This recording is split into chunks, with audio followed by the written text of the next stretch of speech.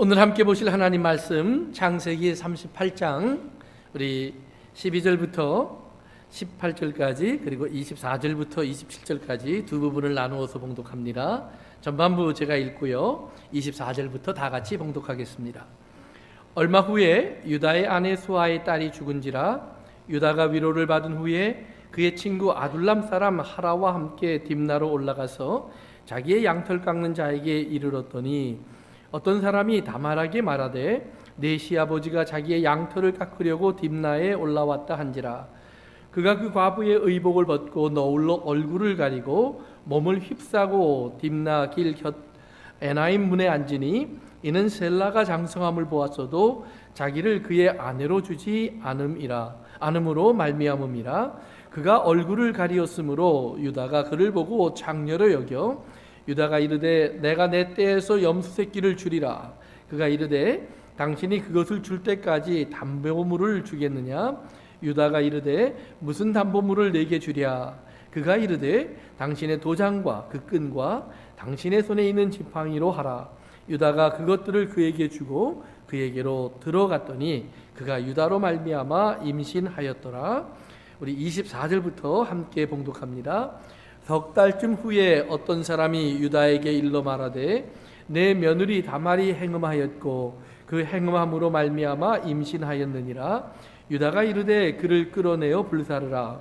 여인이 끌려나갈 때에 사람을 보내어 시아버지에게 이르되 이 물건 임자로 말미암아 임신하였나이다. 청하건대 보소서 이 도장과 그 끈과 지팡이가 누구의 것이니까 한지라. 유다가 그것들을 알아보고 이르되 그는 나보다 옳도다. 내가 그를 내 아들 셀라에게 주지 아니하였음이로다 하고 다시는 그를 가까이 하지 아니하였더라. 해산할 때에 보니 상태라. 아멘. 지난주부터 창세기 38장 유다의 이야기를 중심으로 해서 하나님의 말씀을 우리 같이 생각하고 있습니다. 지난주 말씀을 시작하면서 우리는 왜 이 이야기가 갑자기 요셉의 이야기 중간에 끼어들었는가를 잠시 설명해 드렸습니다. 마땅히 요셉의 이야기가 이어져야 하지만 하나님께서 유다의 이야기를 끼워 넣으신 것은 성경의 핵심이 무엇인가를 우리에게 다시 한번 기억하게 하시는 것입니다. 성경의 초점은 예수 그리스도입니다. 예수 그리스도를 통해서 우리가 어떻게 구원받고 하나님의 사랑을 입고 하나님의 자녀가 되는가를 끊임없이 성경은 우리에게 알려주고 있는 겁니다. 우리가 죄인 되었을 때에 이 가운데 오신 예수님, 바로 오늘 여러분과 저를 죄에서 구원하실 자이심을 우리가 믿으셔야 합니다.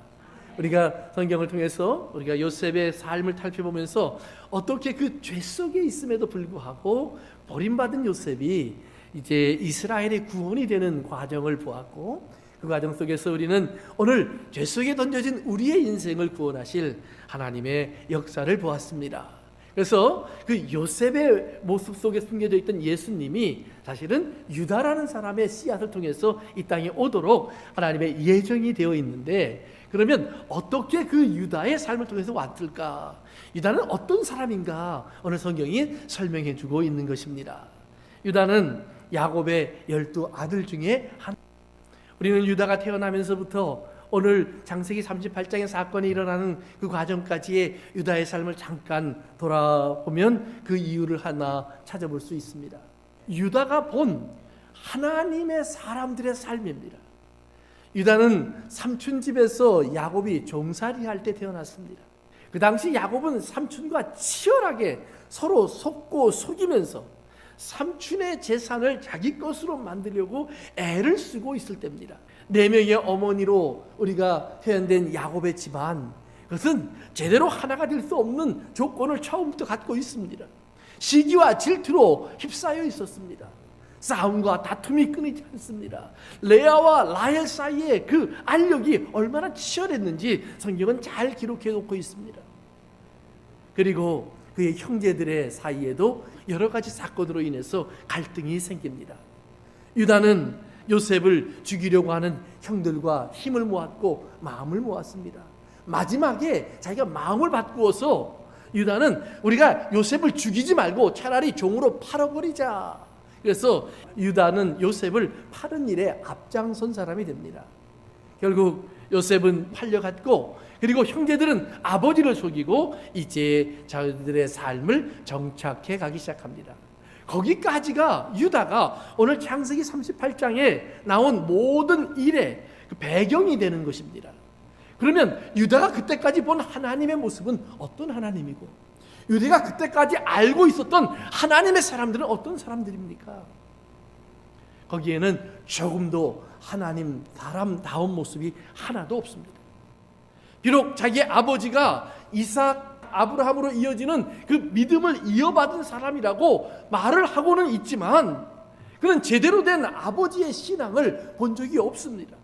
고민하는 아버지, 두려워하는 아버지, 무서워하는 아버지, 도망치는 아버지, 많은 분열과 다툼 속에서 어찌할 줄 모르는 아버지, 12명이나 되는 아들 속에서 그저 한 아들 요셉만 사랑하다가 결국은 다른 아들들의 가슴 속에 시기와 질투를 불러일으킨 아버지. 현명함도 없고 지혜도 없습니다. 믿음도 없고 헌신도 없습니다. 양보도 없고, 그리고 하나님을 사랑하는 거룩함도 찾아볼 수가 없습니다. 너무나 무책임한 행동들이 많았고, 너무나 무관심한 행동들이 많았습니다.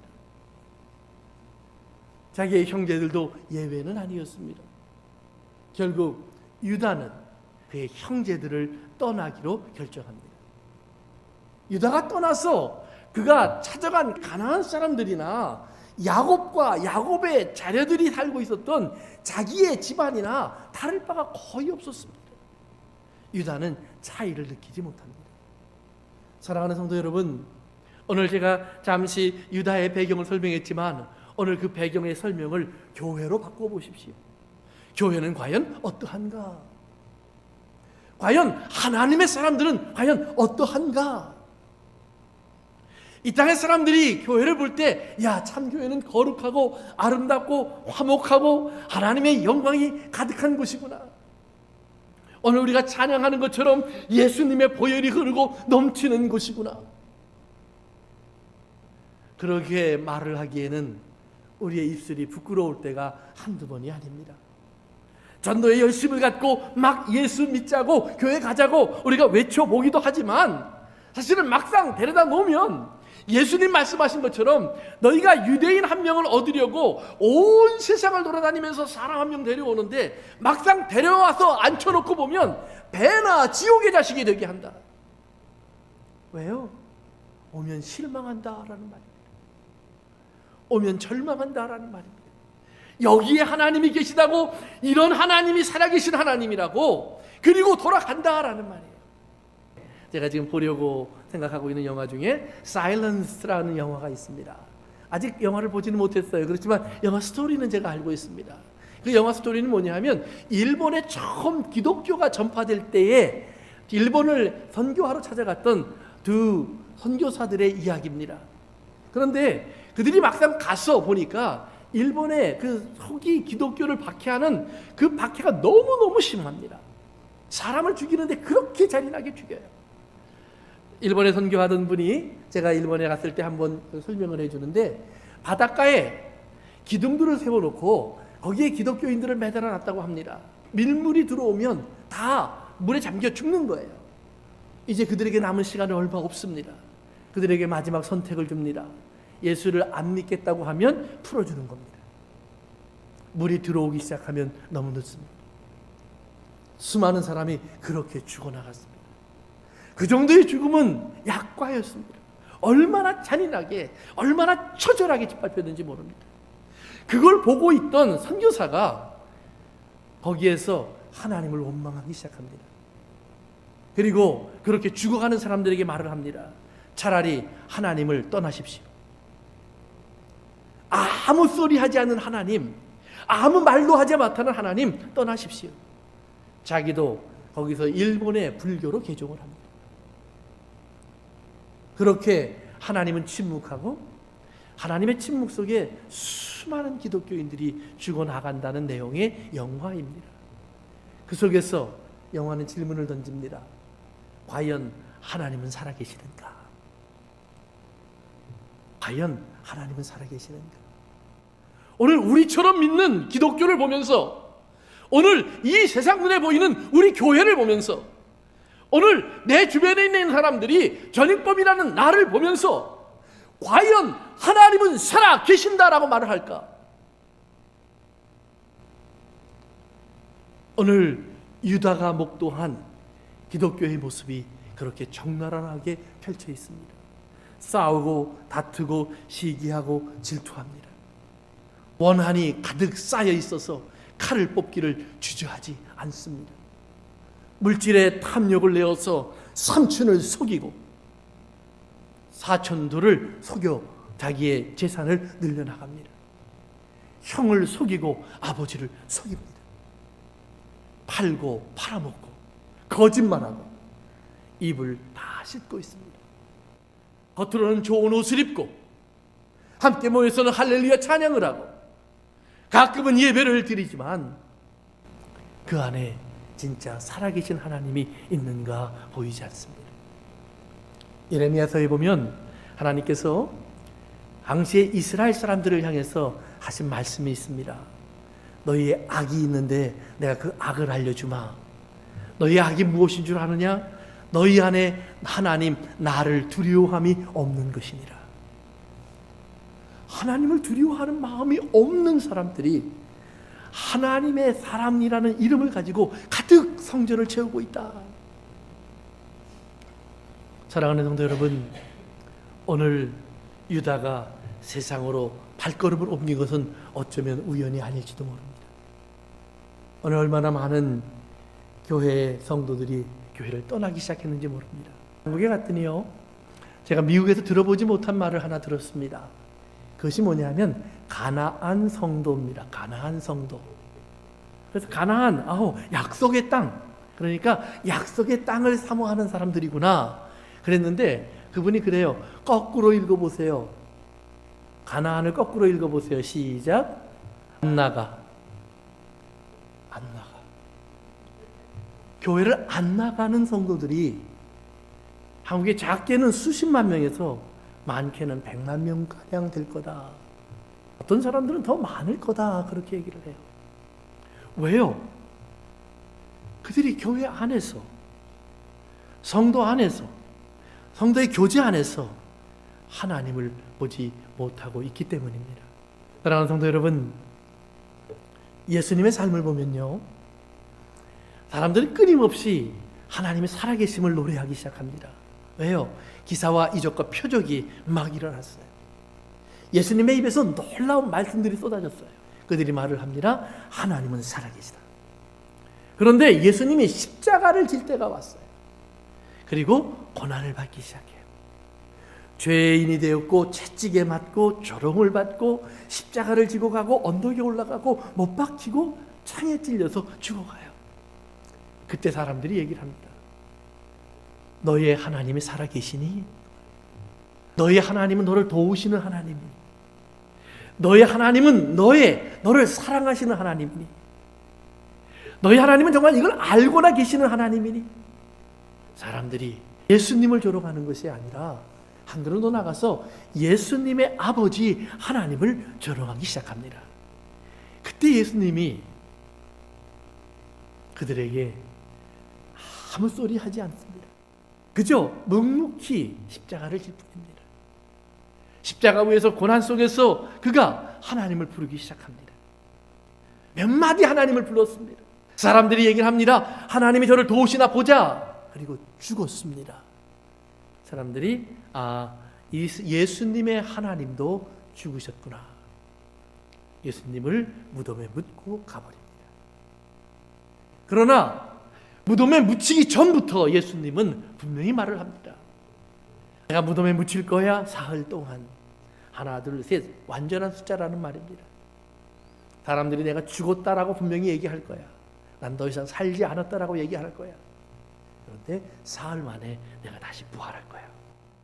예수님은 다른 말이 필요 없다는 말입니다. 나의 하나님은 나의 삶 속에서 죽음을 준비하셨는데 내가 죽으면 하나님은 또한 말씀하시기를 사흘 후에 부활을 준비하셨다라는 말이에요. 나는 그 하나님을 믿기 때문에 오늘 너희들이 조롱하기에 내가 하나님의 생각과 계획을 바꾸어서 하나님 살아계심을 보여주시옵소서 하는 것이 아니라 하나님의 살아계심과 하나님의 선하심과 하나님의 의로우심과 하나님의 인자하심과 하나님의 긍휼이 풍성하신 하나님은 하나님이 우리에게 보여주시기를 원하는 하나님이 이 세상에 사람을 지으시고 보시기에 선하였다라고 말을 하시면서 하나님의 창조의 꿈속에 갇히셨던 하나님의 선하신 계획의 주인공이신 하나님은 오늘 나에게 분명히 말씀하시기를 내가 죽어야 하리라. 하나님, 사람들은 내가 죽으면 하나님이 없다고 할 텐데요. 아니야, 괜찮아요. 하나님, 내가 병들면 하나님이 없다고 할 텐데요. 아니에요, 괜찮아요. 내가 고난받으면, 내가 저주받은 사람처럼 되면, 내가 감옥에 갇히면, 내가 채찍에 맞으면 사람들이 하나님이 없다고 할 텐데요. 사랑하는 성도 여러분, 오늘 교회를 보세요. 고난받는 사람 때문에 세상에서 하나님이 없다고 말을 하는가? 아니면 부자요, 성공한 사람이요, 잘 사는 사람이요, 배부른 사람이요, 머리 좋은 사람이요, 공부 많이 한 사람이요, 그들을 보면서 세상이 교회 안에 하나님이 없다고 하는가? 모일 곳이 없어서 굴속에 들어가서 모이는 교회를 놓고 세상에 손가락질하면서 하나님이 없다고 하는가? 아니면 이 세상도 부러워할 만한 멋지고 아름다운 것들로 교회를 꾸며놓고 거기에 모여 예배하는 교회를 향해서 거기에 하나님이 계시냐라고 질문하는가? 우리가 귀를 열고 들어봐야 돼요. 사랑하는 성도 여러분, 신기한 것은 무덤 속에 들어가서 예배하던 카타콤의 교회, 감옥에 갇혀서 핍박받으면서 하나님을 찬송하던 순교자의 교회, 오늘도 예수를 믿으면 목숨을 내놓아야 될 그 경각 앞에서 예수님을 부인하지 않는 그 절박한 사람들의 교회, 그 교회 속에 이 땅의 사람들은 하나님이 살아계심을 봅니다. 이상해요. 여기서 보이지 않는 하나님이 거기서 보인다는 말이에요. 우리 주님의 말씀처럼 죽으면 살리라 라고 하신 하나님이 거기에 계시기 때문이에요. 고난 속에 영광이 거기에 있기 때문이에요. 하나님은 거기에 살아계신 하나님으로 존재하시기 때문이에요. 그리고 그 하나님이야말로 죄인인 우리를 구원하실 수 있는 하나님이기 때문에 그래요. 유다가 지난주일 말씀한 것처럼 이방인 땅에 들어가 천막을 쳤습니다. 그는 하나님의 사람으로 살기를 포기합니다. 하나님의 사람으로 머무르기를 포기합니다. 자기가 지금 어떤 약속과 어떤 말씀의 주인공인 줄을 그는 완전히 잊었습니다. 그리고 그는 세상 속에 들어가 자리를 잡습니다. 그가 아내를 구했습니다. 성경은 수아라는 사람의 딸 이렇게 나옵니다. 부인의 이름이 나오지 않습니다. 성경에 보면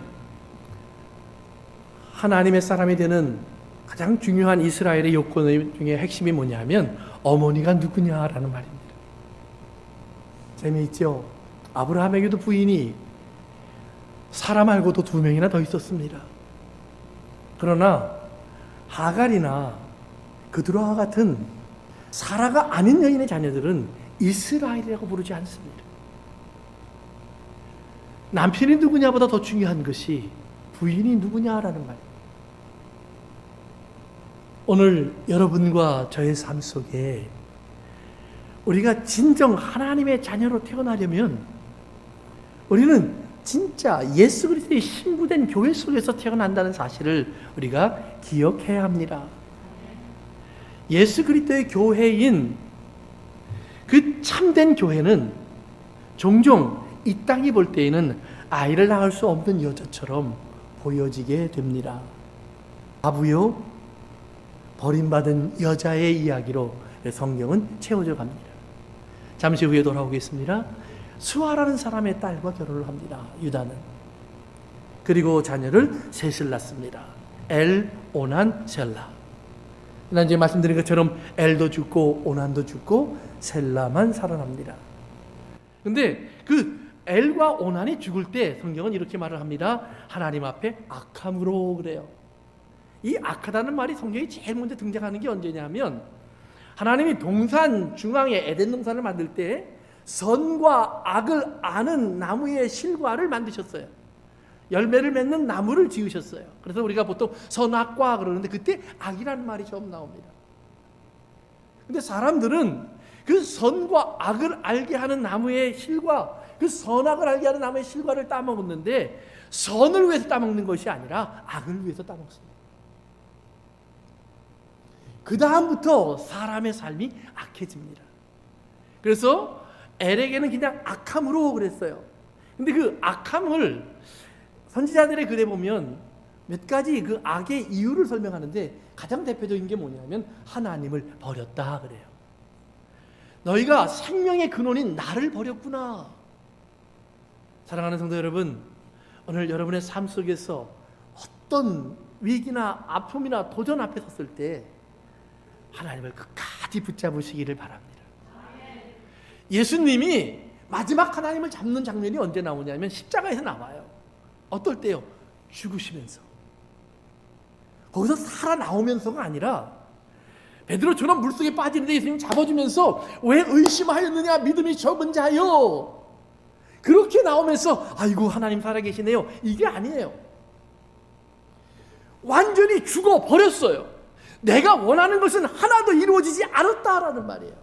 내 육체가 내가 세상을 살면서 갖고 싶은 것은 하나도 주어지지 않는다는 말이에요. 그런데 그때 예수님이 뭐라 하냐면 아버지 내 영혼을 부탁합니다 그래요. 성도 여러분, 끝까지 하나님을 잡으시기를 바랍니다. 끝까지 잡으셔야 돼요. 우리가 한번 죽는 것, 여러분 병이 낫는다고 안 죽나요? 복음을 전파하는 분이 된 어떤 분이요, 원래 의사였던 분이 한 분 계세요. 이분이 최선을 다해서 병든 자들을 고쳤어요.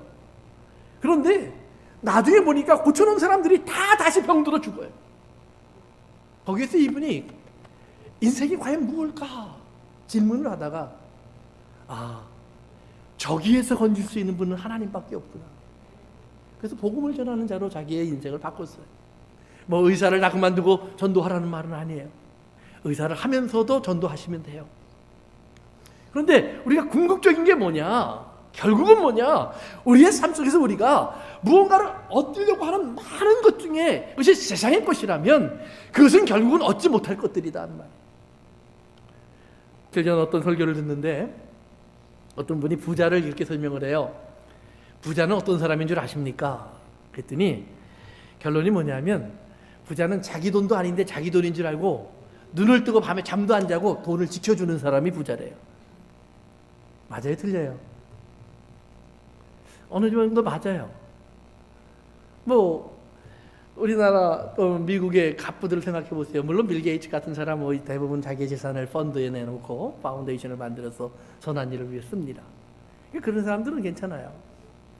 그런데 우리가 보통 말하는 그 부자들 보면 다 자기가 쌓아놓고요, 평생 안 써요. 평생 안 써요. 그리고 죽을 때가 돼도요, 그걸 안 놓으려고 꽉 붙잡고 있는데 무거워서 조금도 못 가지고 가요. 놓고 가면 누가 쓰는지 모르게 다 없어져요. 여러분, 성전에도 보면 파수꾼이 있어요. 파수꾼. 지키는 사람.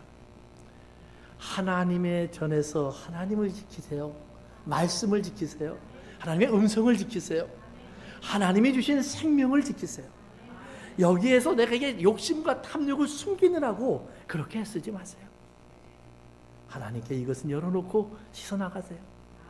우리에게 지켜야 할 것, 그거예요. 유다가 결혼을 했고 엘과 오난과 셀라, 그들을 하나님은 악하다고 말을 합니다. 하나님을 버렸다라는 말이에요. 오난의 삶 속에 좀 더 구체적인 내용이 나옵니다. 오난이 결혼을 이제 자기가 원치 않지만 형이 죽으니까 형에게 자식을 낳게 하기 위해서 다말을 자기의 부인으로 맞아들여야 했습니다. 그 당시 법이에요. 집안의 대가 끊어지면 안 되니까. 그런데 오난이 잠자리를 같이 하고는 자기의 씨앗을 다 땅에다 쏟아버렸다 그래요. 근데 거기 나오는 내용을 보면 버렸다라는 말을 강조합니다. 한 방울도, 씨앗 한 알도 다말에게 주지 않으려고 했다. 그런데 그 버렸다, 설정했다 이렇게 나오는데 그 말이 창세기의 두 군데에서 아주 집중적으로 나옵니다. 창세기 6장과 18장이에요. 창세기 6장은 뭐냐면 노아의 홍수 전에 이 땅의 모습입니다. 뭐라고 나오냐면 땅이 부패하여 사람들의 마음이 부패하여 하나님이 멸망시키더라. 부패하다 멸망시키더라. 둘 다 똑같은 말입니다. shocked. 그것이 바로 땅에 쏟더라 그 말이에요. 그러니까 땅이 돼버렸다. 육체가 돼버렸다. 티끌이 돼버렸다라는 말이에요. 그 안에 하나님의 생명이 없는 사람들이 돼버렸다. 하나님의 영이 떠난 사람들이 돼버렸다 그 말이에요. 그러니까 오난이 자기의 형의 부인이었던 다말을 부인으로 삼아서 자기가 씨를 주지 않겠다는 말은 뭐냐면 자기 스스로 티끌이 돼버렸다라는 말이에요. 에레미야는 자기는 자기의 이름을 티끌에 새김이요 그랬어요. 티끌의 이름이 새기지면 어떻게 돼요? 바람에 울면 날아가는 겁니다. 그러나 하나님의 사람들은 다윗의 고백처럼 우리가 티끌이요 먼지인 것을 하나님이 아셨습니다. 저가 나를 구원하시리라. 반대예요.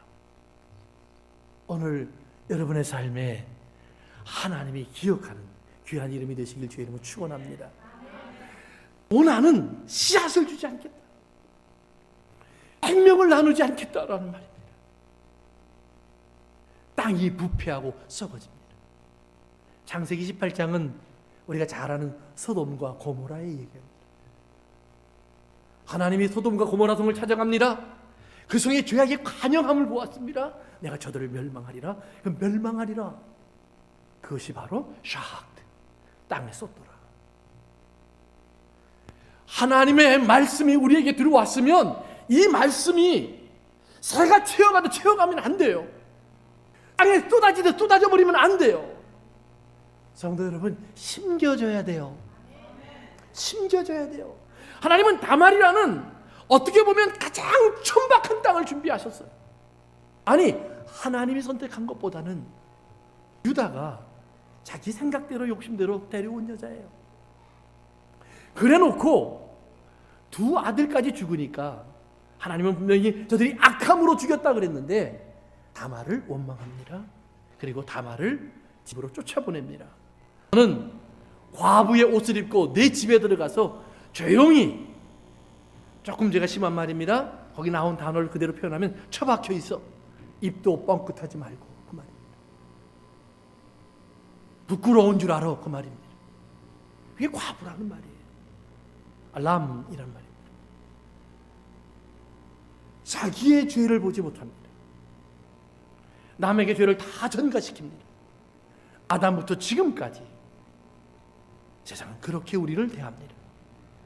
오늘 여러분들이 이 세상을 살면서 어떤 일이 났을 때 이것이 내 죄 때문입니다 라고 말을 하는 사람은 극히 드물어요. 더구나 교회 안에서 어떤 사건과 문제가 생기면 우리는 이것이 내 죄 때문입니다. 잘 안 그래요. 저 사람 때문입니다. 저 다말 같은 사람 때문입니다. 저 믿음으로 살지 않는 사람 때문입니다. 사랑하는 성도 여러분, 예수님은 세상이 다 믿음으로 살지 않아도 내가 믿음으로 사는데 부족함이 없으리로다 그러셨어요. 그것이 형통이라고 말씀드렸잖아요. 여러분, 남들이 죄로 다 넘어져도 여러분은 만사 형통하셔야죠.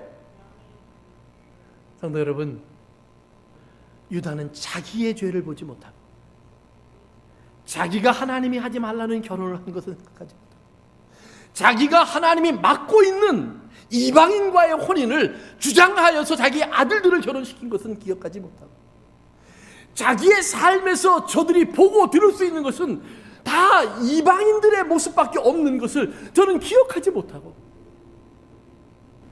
아들들이 악함으로 하나님께 정당한 심판을 받았는데 저는 그 모든 죄의 이유를 다말에게 전가합니다. 그리고 핑계를 대었습니다. 어리니까. 어린 이야기는 이미 지난주에 했기 때문에 넘어갑니다. 이제 다말은 자기의 집으로 쫓겨갔고 유다는 다말을 잊고 삽니다. 시간이 흘렀습니다. 마땅히 셀라를 다말에게 줘야 합니다. 주지 않습니다. 자기가 결혼했던 수아라는 사람의 딸이 죽습니다. 딸이 죽고 나서 그는 얼마 동안 위로의 시간, 즉 상의 시간, 상중의 시간을 보낸 후에 이제 자기의 다시 생업으로 돌아갑니다. 나름대로 사업에 성공했는지 양떼가 잘 자랐습니다. 양의 털을 깎을 때가 됐습니다. 추수하는 날이 됐다 하는 말입니다. 기분이 좋습니다. 저는 그 추수하는 곳으로 찾아갑니다. 그 당시에 이방인들은요, 그 양털을 깎는 날이 되면 큰 축제를 합니다. 그러면서 아세도시라고 하는 우상을 섬기는데요, 그 우상은 어떤 우상이냐 하면 그 우상은 남성을 상징하는 우상입니다. 그래서 그 우상의 신전에 많은 여인들을 신전에 바쳐요. 그래서 이 우상을 상징하는 사람과 이 여인들이 함께 관계를 맺으면, 그래서 쾌락 속에서 이 땅에 비가 많이 내려요. 비가 많이 내리면 이 땅의 곡식들이 잘 자라서 풍성해지고 자기가 풍성한 추수를 거둬요. 그러니까 이 유다는 그런 풍습이 있는 곳에서 이제 자기의 양털을 깎는 추수를 합니다. 그리고 내려갔어요. 그런데 그가 가는 길에 보니까 성문 곁에, 신전으로 들어가는 문 곁에, 그렇게 생각하셔도 괜찮아요, 한 여자가 앉아있더라는 말이에요. 창녀의 복장을 하고. 근데 유다가 쓴 단어를 보면 돈으로 주고 사는 창녀는 다른 단어를 써요. 그런데 그렇게 성전에 바쳐진 여자들은 쾌데시라고 하는, 나중에 거룩이라는 단어로 사용되는 그 거룩, 구분됐다라는 단어를 써요. 그래서 당연히 그 아세도 신상에 가서 제사를 드리면은요, 그 여인들과 같이 동침하는 거예요. 그게 자기에게 오는 축복을 받는 비결이에요. 선지자가 유다의 결혼을 그렇게 설명해 놨습니다. 유다는 이방인 제사장의 딸과 결혼하였으며 그래요.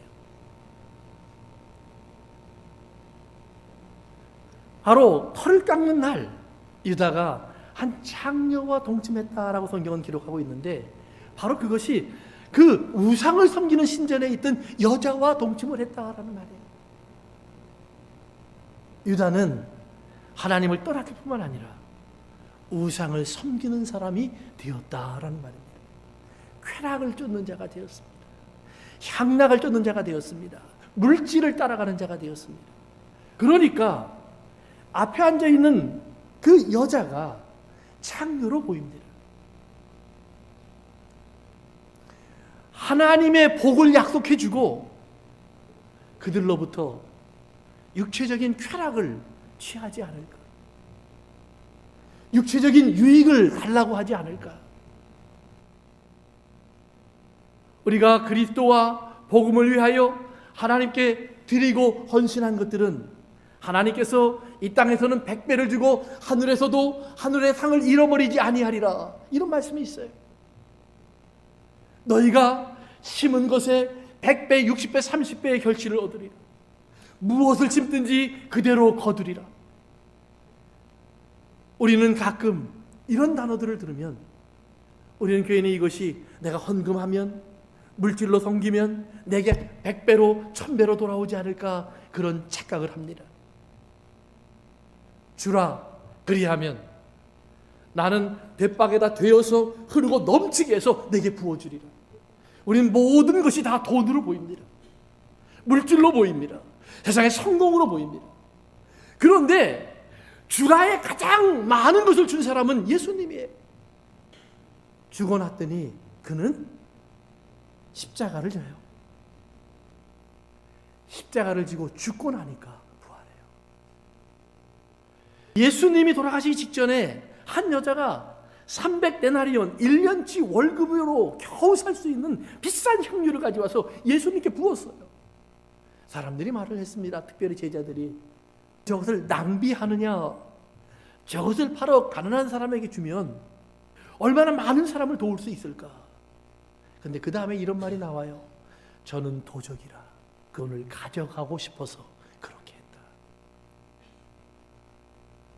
성도 여러분, 하나님의 곳간에 돈이 얼마가 있는지 모르지만 그거 가져가고 싶어서 행동하지 마세요. 하나님께 여러분 11조 드리세요? 그러면 11조 드릴 만큼 가난하게 사셔야 돼요. 여러분들이 정말로 하나님 전에 아니면 하나님의 뜻을 따라 복음을 위해서 헌금을 하고 싶으세요? 그러면 20불짜리 헌금을 하면 20불짜리 여러분 소비를 줄이셔야 돼요. 100불을 누구를 도와주려면 여러분 100불짜리 옷을 안 사야 돼요. 자기에게 100불을 주면 1000불이 오겠지라는 이 땅에 계산법으로 하지 마세요. 하나님은 그렇게 하지도 않아요. 가끔가다 그렇게 받았다는 사람이 있어요. 그건 그렇게 안 해도 받았을 거예요. 성도 여러분, 하나님 물질을 풍성히 주셨으면 겸손하세요. 내가 무엇을 했기 때문이 아니라 왜 나에게 이렇게 주셨을까? 내가 교회를 열심히 나와보니까, 새벽기도를 하니까, 헌금을 철저히 하니까, 봉사를 많이 하니까, 전도를 열심히 하니까, 여러분 그런 거 붙이지 마세요. 그것보다 여러분보다 100배 1000배도 더 열심히 하고 저 지하 감옥에서 썩어져 나간 사람들이 있어요. 그렇게 봉사 많이 했는데 목이 잘라 죽은 사람이 있어요. 자식은 거지가 되어서 고아가 되어서 세상을 떠돌아다니는 사람들이 한두 명이 아니에요. 믿음이 부족해서 그랬을까요? 아니잖아요. 그것과는 비교할 수 없는 하나님 나라의 부요와 풍요가 여러분의 마음을 적셔야 돼요. 갚을 수 없는 하나님의 은혜, 그것을 생각하면 그런 얘기 못하는 거예요. 정말 하나님께서 내가 물질을 걸 줬는데 내 안에 이 세상을 살면서 하나님을 경험하며 하나님 나라를 느껴보며 하나님의 사랑을 경험하며 살 수 있도록 하셨습니다. 이건 100배가 아니라 1000배, 10,000배랑도 부족하죠. 여러분 성경에 그런 말씀 있는 거 알지요? 하나님의 나라를 위해서 부모나 자식이나 아내나 전토를 벌인 자는 땅에서 100배를 얻고, 그럼 내가 아내 버리면 아내가 100명이 생겨요? 지금 한 사람 있는 것도 나는 그 말 안 했어요. 오늘 우리의 신앙생활 속에서 하나님이 무엇을 말하는지를 알아야 돼요. 아브라함이 얻게 된 사라는 그가 얻었던 육체의 사라에 비하면 100배가 뭐예요? 이 리브가를 아는 이삭이 얻은 그 리브가라는 아내는 20년 동안 자식을 못 낳았지만 제가 하나님께 기도하며 하나님의 은혜를 얻게 된 그 변화를 보면 육체의 아름다웠던 여자는 비교할 바가 없어요. 오늘 성경은 유다가 하나님을 버렸고 제 길로 간 것을 철저하게 보여줘요. 저는 우상 숭배자가 된 것을 말해주고 있어요. 그런데 그 우상 숭배자가 된 유다가 어느 날 한 소식을 듣게 돼요. 자기의 며느리 다말이 아이를 뱄대요. 유다가 뭐라 그러는지 아나요? 저를 죽여라.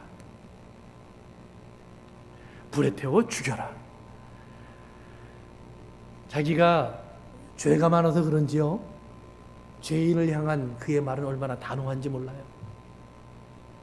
그 말을 하나님이 똑같이 유다를 놓고 얘기했으면 어떻게 됐을까요? 너는 불에 태워 죽이는 걸로도 부족하구나. 너는 무덤에 묻힐 자격도 없겠구나. 아마 그랬을 거예요. 그런데 유다는 저를 불에 태워 죽이겠다고 얘기해요. 예수님이 이 땅에 계실 때 한 번은 성전 문 앞에서 가늠하다 붙잡힌 여자를 사람들이 데리고 왔어요. 어디서요? 성전 문 앞에서. 성전, 이스라엘 예수 그리스도의 신부가 된 이 땅의 교회를 상징하던 건물이에요. 순결하고 청결한 여자의 상징이에요. 그 앞에 가장 더러운 여자가 서 있어요. 그 여자를 향해서 수많은 사람이 돌을 들고요, 우리는 거룩하니까 저 여자를 하나님의 거룩을 더럽힌 여자로 때려 죽여야 되겠습니다. 서 있어요. 예수님이 한마디 하세요. 죄 없는 자가 돌로 치라. 저들이 돌을 다 땅에 버리고 갔어요. 화려하게 서 있는 성전은 그 뒤에 서 있는데 그 성전에 들어갈 수 있는 사람은 아무도 없다는 거예요. 그 성전처럼 아름답고 거룩하다라고 스스로 자랑할 수 있는 사람은 아무도 없다는 말이에요. 가늠한 여자가 그 성전 앞에 있는 것처럼 우리 스스로가 얼마나 더러운 사람인지를 못 보고 있었는데 예수님이 그의 눈을 밝혀주니까 저들이요, 죄 없는 사람이 하나도 없다고 다 돌아갔어요. 유다가 다말을 불에 태워 죽이라고 합니다. 다말을 끌려 나왔고 유다의 얼굴도 보지 못하고 불에 태워 죽일 운명이 됩니다. 확인도 안 했다는 말이에요. 그저 소문만 듣고 말 한마디로 그렇게 하라고 했다는 말이에요. 그런데 다말이 유다에게서 받아놓았던 세 가지를 돌려보냅니다. 도장과 끈과 그리고 지팡이입니다. 도장은 그의 모든 그 신분을 상징하는 증명서예요. 내가 유다다라는 말입니다. 내가 이 집안의 가장이야. 그걸로 찍어주면 약속이 되고, 그걸로 찍어주면 계약이 되고, 그것을 찍어주면 보증이 돼요. 지팡이 권위예요. 인도자예요. 보호자예요. 이끄는 사람이에요. 때로는 목자요, 때로는 왕이요, 때로는 지탱할 수 있는 사람이요, 의지할 수 있는 사람이요, 한 걸음 한 걸음을 인도해 주시는 분이에요. 이 지팡이예요. 유다는 지팡이와 같은 사람이 되어야 했고, 그거는 약속의 보증이 되는 그러한 증인의 삶을 살아야 했어요. 그런데 그거를 다 주고 창녀에게 들어갔어요. 다말이 그걸 돌려보냈습니다. 성경에 귀한 말이 등장합니다. 유다가 그것들을 알아보고, 그 알아봤다는 말이 recognized라는 말이에요. 인정했다. 아, 이건 내 거야. 속으로? 아니에요. 내가 참 더러운 일을 했구나. 그러니까 숨겨야지. 아니에요. 사람 다 앞에서 내 거야. 나의 언약이었어. 나의 보증이었어. 나의 능력이었어. 나의 권위였어. 나의 인도였어. 그런데 나는 다말을 버렸다라는 말이에요. 그것을 인정했다. 한 걸음 더 나가서 다말이 원했던 것은 하나님의 언약이었구나, 인정했다라는 말이에요. 다말이 정말 쾌락을 원했고 돈을 원했다면 지팡이 붙들고 있지 않았을 거예요. 벌써 협박해서 아버지의 재산을 띄어받았겠지. 아니요.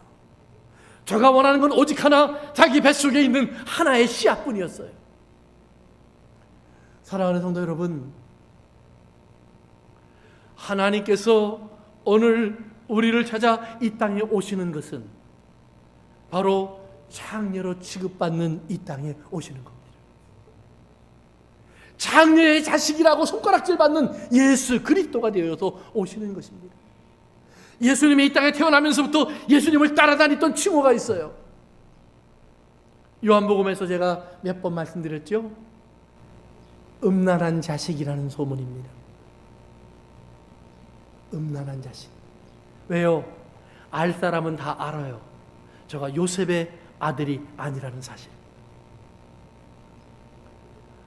예수님이 한참 활동을 하니까 사람들이 예수님은 귀신 들렸다? 아니면 사마리아 사람이다. 가장 더러운 사람이다라는 말이에요. 예수님의 인생에 따라다닌 말이에요. 왜요? 그게 출생 때문입니다. 내가 어디서 태어난 줄 아니? 그 말이에요. 그런데 하나님은 가장 그 천하고 더러운 곳에서 가장 순결하고 거룩한 것을 만드시는 거예요. 왠지 아세요? 사랑하는 성도 여러분, 땅이 문제가 아니라 씨앗이 문제라는 말이에요. 하나님의 말씀이 문제지 이 땅이 문제가 아니라는 말이에요. 땅은 가시가 나면 뽑으면 돼요. 엉겅퀴가 나면 잘라내면 돼요. 딱딱하면 기경하면 돼요. 농부가 있고 그리고 생명의 씨앗이 있다면 하나님은 그 땅에서 옥토를 만들어내실 거예요. 옥토에서 100배, 60배, 30배의 생명이 싹트게 하실 거예요. 우리 안에 맺을 수가 없었던, 상상할 수 없었던 하나님의 생명이 우리 안에 들어올 거예요.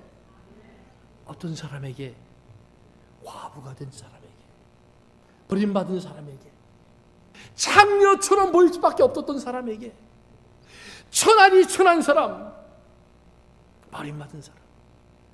이 땅의 사람이 너도 육체가 있는데, 너도 죄인인데, 너도 죄의 옆에 있었던 사람인데 내가 어찌 거룩한 곳으로 옮겨가겠냐고 우리를 손가락질할 때, 사랑하는 성도 여러분, 우리를 거기에서 핏값을 주고 사셨어. 하나님의 소유 삼으셨어. 하나님의 약속의 땅 삼으셨어. 하나님의 언약의 신부 삼으셨어. 우리 안에 생명의 씨앗을 뿌리시는 하나님의 능력을 믿으시길 바랍니다. 하나님의 성실하심을 믿으시길 바랍니다. 유다의 선택에도 불구하고, 그가 악의 악을 쌓아감에도 불구하고, 하나님은 반드시 그 유다에게 주신 약속의 말씀을 성취하신, 이루시는 하나님, 내 속에 선한 일을 시작하신 하나님, 완성하시는 하나님, 내 입에서 나간 말이 땅에 떨어져 썩어버리지 아니하고 반드시 그 뜻을 이루고야 내게 돌아오리라고 말씀하신 그 하나님의 말씀이 오늘 여러분과 저를 찾아올 줄을 믿으시길 주의 이름으로 축원합니다. 예수 그리스도의 탄생은 그런 줄기를 타고 내려옵니다. 예수님은 그저 오신 것이 아닙니다. 그러기에 오늘 우리의 신랑이 되어주실 때 창녀 같던 내 모습도 예수님은 능히 품으십니다. 죄인이었던 내 모습도 능히 안아내십니다. 더럽고 추한 나를 예수님은 능히 그의 품속에 안으십니다.